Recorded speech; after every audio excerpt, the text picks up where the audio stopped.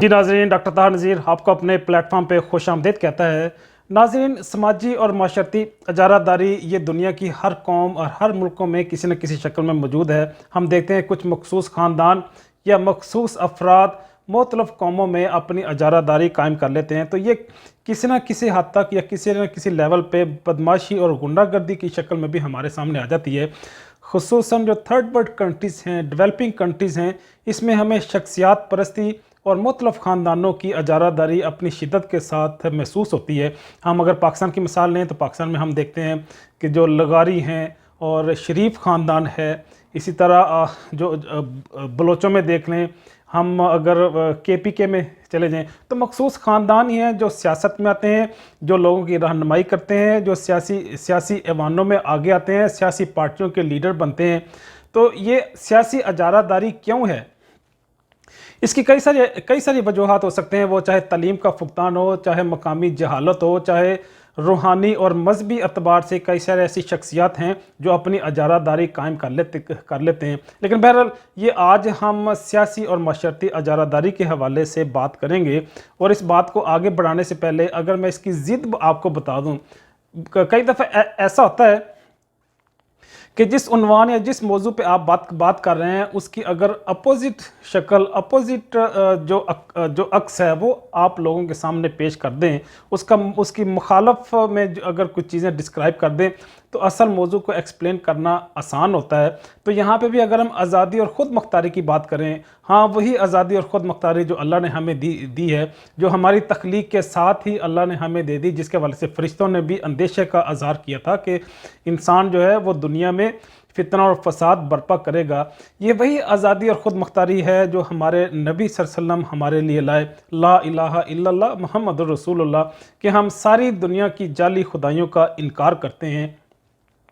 मैं बात को अगर आगे बढ़ाऊं तो ये वही आज़ादी है जिसकी इमरान खान बात करता है, ये वही आज़ादी है जो हमने ब्रिटिश एम्पायर से ली और पाकिस्तान बना, ये वही आज़ादी है जिसके लिए कश्मीरी जदोजहद कर रहे हैं, फ़लस्तीनी जंग कर रहे हैं, कुर्बानियाँ पेश कर रहे हैं।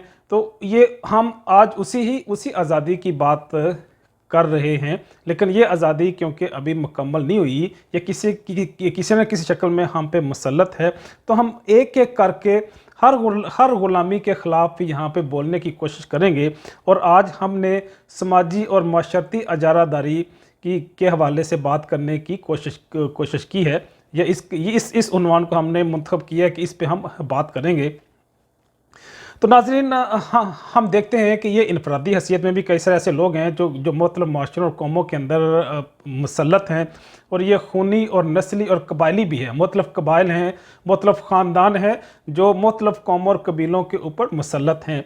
ये किस तरह से साबित होगा कि कौमों मुल्कों के अंदर या किसी मखसूस इलाके में मुख्तलिफ़ लोग या मुख्तलिफ़ अक़वाम मुसल्लत हैं? इंतखाबात जब होते हैं हम देखते हैं कि लोग अपने मखसूस ख़ानदान या मखसूस अफराद को ही मुंतखब करते हैं, उन्हीं को वोट देते हैं।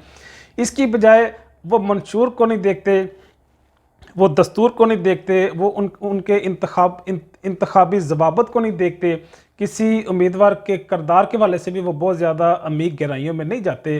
वो सिर्फ देखते हैं ये किस ख़ानदान का है, कितना पैसा इसके पास है, कितना इन्फ्लुएंशियल है, किस सियासी पस मंज़र या किस सियासी ख़ानदान से तल्लुक़ रखता है, इसी की बुनियाद पे हम फैसला कर लेते हैं। और यूँ ही माशरती और समाजी अजारादारी की एक मिसाल है। हम शहरों के अंदर देखते हैं कि मुख्तलिफ़ बिजनेसमैन, सरमायादार जो हैं वो लोगों की सियासी आरा पे इन्फ्लुएंस करने की कोशिश करते हैं, उसको बदलने, रोकने या बनाने की कोशिश करते हैं। तो ये भी एक समाजी अजारादारी की शक्ल है। हम अगर देहातों में चले जाएं, पाकिस्तान की खुसूसन जो 70% पॉपुलेशन है वो तो देहातों में मुकीम है।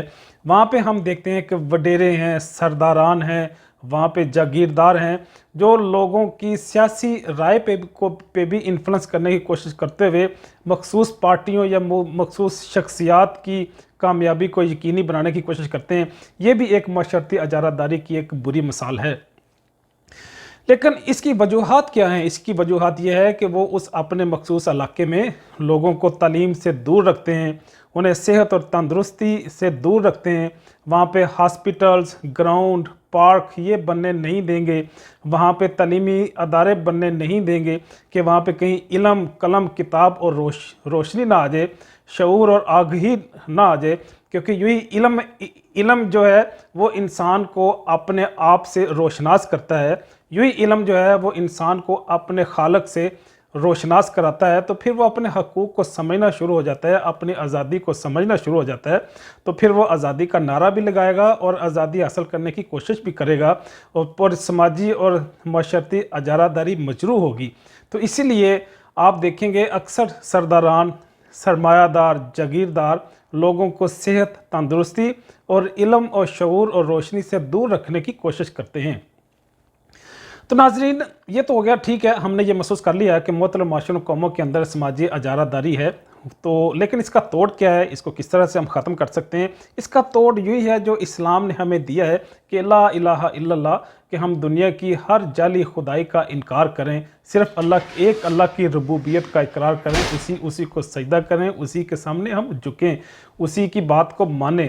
اس کے ساتھ ساتھ ہمارے نبی نے قرآن پاک میں جب قرآن پاک آیا تو قرآن پاک کی شکل میں بھی ہمیں اس کا ایک اصول بتا دیا، یا ایھا الناس انا خلقناکم من ذکر و انثی وجعلناکم شعوبا وقبائل لتعارفوا ان اکرمکم عند اللہ اتقاکم۔ تو یہ جو قرآن کی آیت ہے یہ بالکل ہمیں سماجی اور معاشرتی اجارہ داری سے آزاد کر دیتی ہے، اصول بتا دیتی ہے، ہمیں فکر دے دیتی ہے۔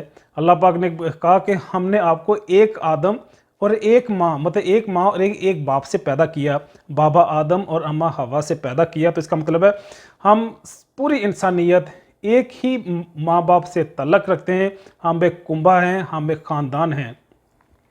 پھر تعارف کی حد تک صرف پہچان کے لیے ہم نے قبیلے اور خاندان بنائے ہیں، اس کے علاوہ ان کی کوئی حیثیت نہیں ہے، سارے برابر ہیں۔ ان کی اگر آپس میں ایک دوسرے کی فضیلت ہے تو ان کے تقوی کی بنیاد پہ ہوگی، جو جتنا متقی ہوگا وہی اللہ کے بھی قریب ہوگا، اور اسی کو میں سمجھتا ہوں کہ آپ کو اپنا لیڈر، اپنا رہنما، اپنا قائد ماننا چاہیے اور بنانا چاہیے۔ اگر ہم اس اصول کو مان لیں تو میں نہیں سمجھتا کہ دنیا میں کبھی اجارہ داری اور کبھی کسی شکل میں بھی جہالت سر اٹھا سکتی ہے۔ تو اسی پیغام کے ساتھ ڈاکٹر طاہر نذیر آپ سے اجازت چاہے گا، ملتے ہیں نئے موڈ میں، زندگی کے کسی نئے موڈ میں، نئے علمی مواد کے ساتھ، اسی پیغام کے ساتھ ڈاکٹر طاہر نذیر آپ سے اجازت چاہتا ہے۔ ملتے ہیں زندگی کے نئے موڈ میں کسی نئے موضوع کے ساتھ، تب تک کے لیے اللہ حافظ۔